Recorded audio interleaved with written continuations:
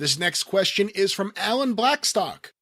In 1989 and 1990, WCW was getting huge ratings on TV for the Clash specials, etc. However, the live gates were abysmal. Why do you think WCW struggled so badly in convincing people to come out to the shows in this era?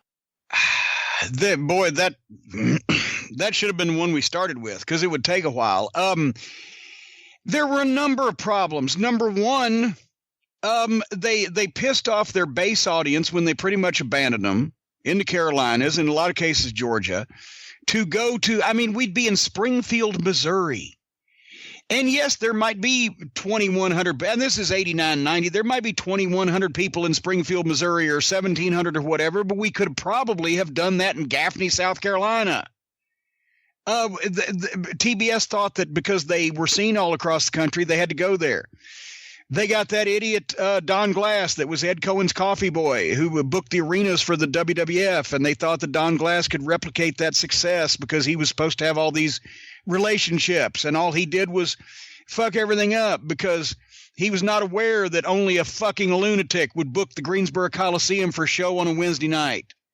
And when he did it, and I commented to Joe Pedicino, I said, Joe, first Wednesday night in Greensboro, I think in recorded history, we just did $12,000 at the gate.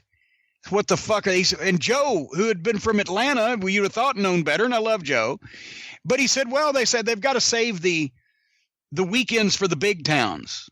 The big town, that's when I fucking pulled my book out. And I said, look at Greensboro last year, $137,000.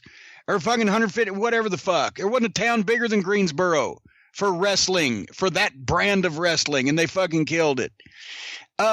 Guys, top stars, no shows. Remember I said when I saw Knoxville that was still drawing better than most after WCW had killed most of the towns. Yeah. I said, this could be a good place to run a territory, but they'll kill this fucking thing too. And they did with no shows. The next year after that, they weren't drawing in Knoxville either. Because 4 or 5 guys on a card would, the guys with contracts, Sid's lung would collapse during softball season. Somebody else get mad, or somebody else would pull a muscle because they didn't know how to work around shit because they were fucking green. It was so many things. Local promotion, they didn't understand it. And also, a lot of people overlooked the fact that shortly after TBS took over, they had the big New York Times piece that said, the headline was Jim Herd's quote, "We're changing the scripts." And that was sitting in the Omni. When we went into the Omni, that was sitting on every fucking wrestler's chair and in the locker room. Like, we wanted to see that. The fucking idiots. The first thing with the fucking idiots. Vince has admitted he's fake, but we never did. And now you fucks have admitted we're fake too. And that hurt business in the South almost immediately. Nobody can ever tell me it didn't. It was a bunch of people that didn't. People were used to watching the television show, and we put on good TV shows. And that's why they got good ratings. And the pay-per-view matches were big. But when they went to the towns, they went to the wrong towns, the wrong buildings, on the wrong nights, poorly promoted locally because they didn't know what they were doing, without a history of people going to the matches in those towns on such and such nights. They took it away from being Jim Crockett's territory expanded by making shots to, we're just going to make shots all over the place, and we're also going to do a bunch of TV tapings. Because then they started TV taping everywhere in arenas, and half the schedule was TV tapings, and nobody wanted to buy goddamn tickets to see the TV tapings because they weren't advertising any matches. And if they did advertise matches, then those matches wouldn't happen because the bookers would change the TVs.